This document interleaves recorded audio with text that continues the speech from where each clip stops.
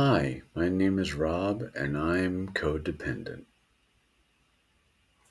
A few months ago, I took a test online that determined what kind of therapy I should seek.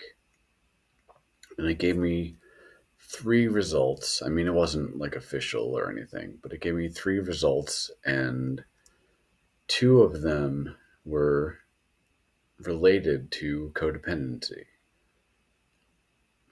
So I looked into that, and yeah, that led me to Codependence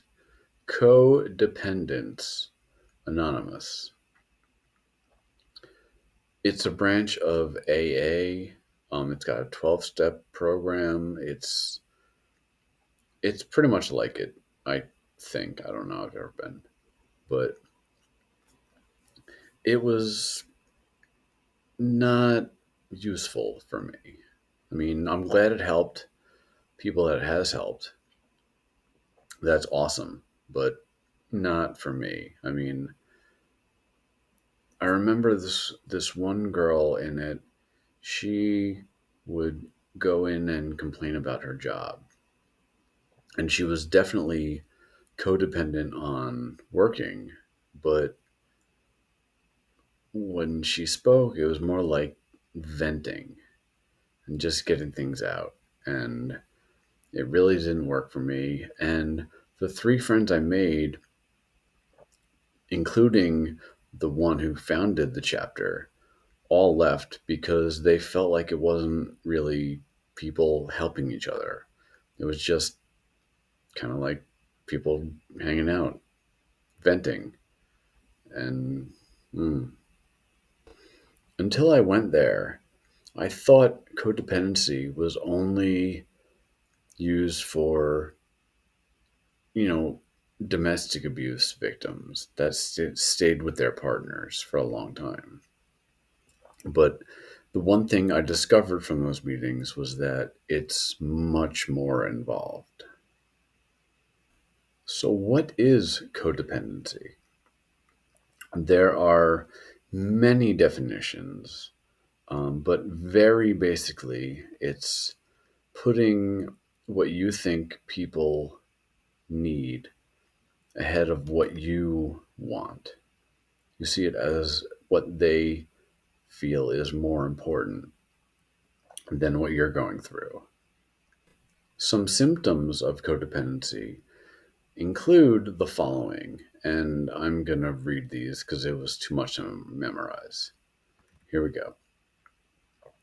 People pleasing, not establishing boundaries, a need for approval from others, trying to control situations, fear of rejection, avoiding conflict, taking blame instead of making accusations, taking on more than you can handle, sacrificing long term happiness for short term comfort, trouble making decisions, and difficulty being alone. I don't have all of those symptoms, but enough of them rung true for me to make me think I'm probably codependent.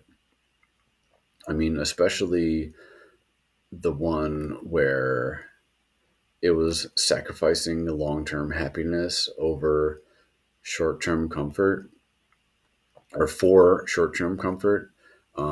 That I've definitely done a bunch of times. And it's weird because I know better. I know that things will be better in the long run, but I don't do anything about it because in the short term it will be very uncomfortable. Another symptom of codependency that really struck for me was the idea of doing things that you don't really want to do. I mean, we all do that, but it's extreme, I would say. I mean, as far as like doing favors for friends, if basically if I can, I will.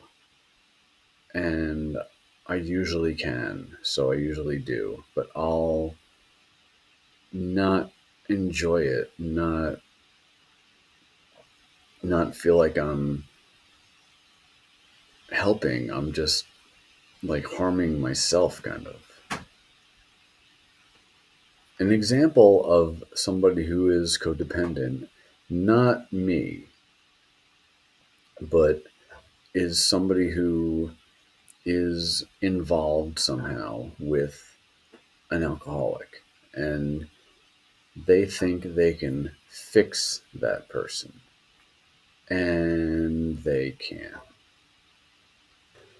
So, how does codependency affect me? I took care of both my parents when they were sick at the end of their lives. And I mean, I sort of I definitely took on more than more than I know now was reasonable. But back then, I didn't know that. And I justified it by saying, if I'm not going to do it, then who will? I also tend to avoid conflict whenever possible. I mean, I don't think I've ever been in a relationship fight. Like, I've never been mad at somebody. I mean, things happen like, don't do that. I wish that wouldn't happen. But it was handled quickly. Like, I was never mad at somebody for an extended period of time. I also have a difficulty ending relationships. I haven't been in bad ones. Well, one or two were not good, but I haven't been in bad ones. They just didn't do it for me. So I had to end them, but didn't. And that was really frustrating. If you want to look up more about this, feel free to research the psychiatrist Stephen Karpman, who created the Karpman drama triangle.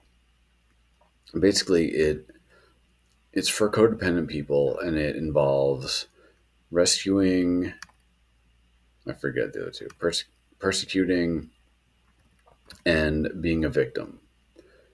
And a codependent person just kind of like goes through those, but not gets out of one and just immediately goes into the other. It's not like something. It's not like the stages of grief or anything where you got to get through things and then you come out the other side. There is no other side. It's just this. And maybe what I realized is that I might be codependent on codependency. And that's one I can't even begin to figure out.